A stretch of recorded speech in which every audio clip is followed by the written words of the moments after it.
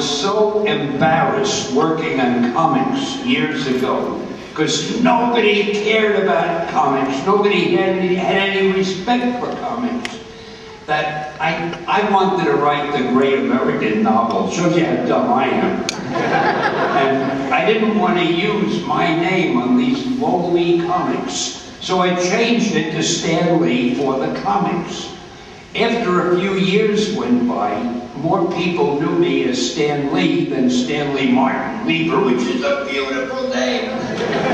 So finally, my wife and my daughter, we got together and said, look, let's change it legally to Stan Lee and avoid all the confusion. So when you say my real name legally is Stan Lee. And you thought you were asking me a trick question, so I was ahead of him.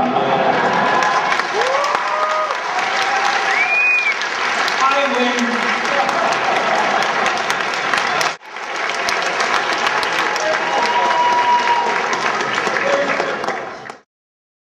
I read everything I could lay my hands on. And I liked Mark Twain. I liked Charles Dickens. I liked Leo Edwards, and none of you know who Leo Edwards was. He wrote a series of kids' books, you know, like the Hardy Boys, those kind of books, but they were called Jerry Todd, T-O-D-D. That's different than writing novels. Money.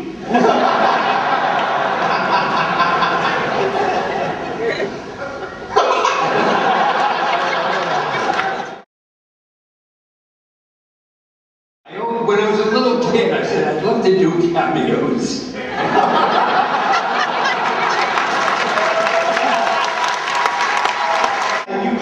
You've been, as a matter of fact, you've been proselytizing for that to be an Oscar category. For those of you who don't know, I mean, you've seen on the web Stan's ardent cry for a cameo artist to be recognized by the Academy. On Funny or Die, if you've ever seen that. And if you haven't seen it, shame on you. And when you're through here, go Google Funny or Die and get into it and see my video.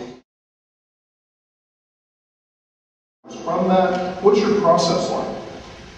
Think of how many bills I have to pay. And come up with something pretty fast. No.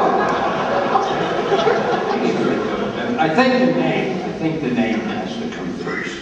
I love getting a good name.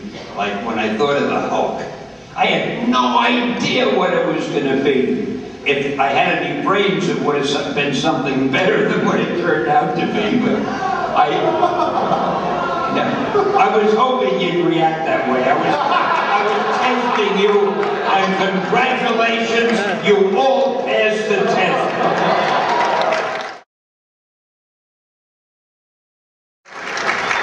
Come back with me in memory.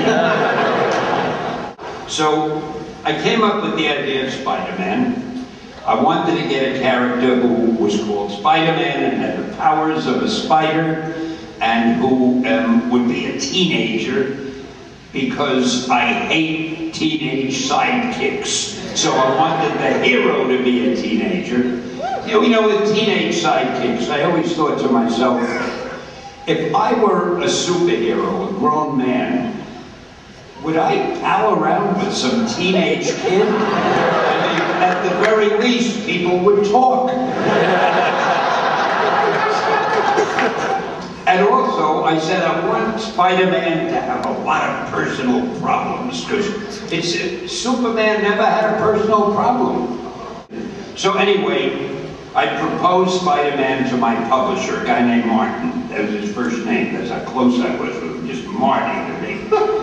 And Martin said to me, Stan, that is the worst idea I have ever heard in my life. And he gave me 3 reasons. He said, first of all, you can't call a hero Spider-Man because people hate spiders. All right, that was his thought. Then he said, and it can't be a teenager. A teenager can only be a sidekick. You don't have a teenage hero. And then he said, and you want him to have personal problems? Stan, don't you know what a superhero is? They don't have personal problems. So I had to bow before his wisdom and the fact that he was paying my salary. But a few months later, we had this book, Amazing Fantasy. At any rate, we were going to drop the book. Now, when you're going to drop a book, nobody cares what you put in the last issue, because the book is dying anyway. So I threw Spider-Man in it just to get it out of my system, and I featured Spider-Man on the cover. And man, the sales figures came in, and it was the best-selling book we had for that period of time. So Martin came to me a little bit later and said, Stan, do you remember that Spider-Man character of yours that we both liked so much?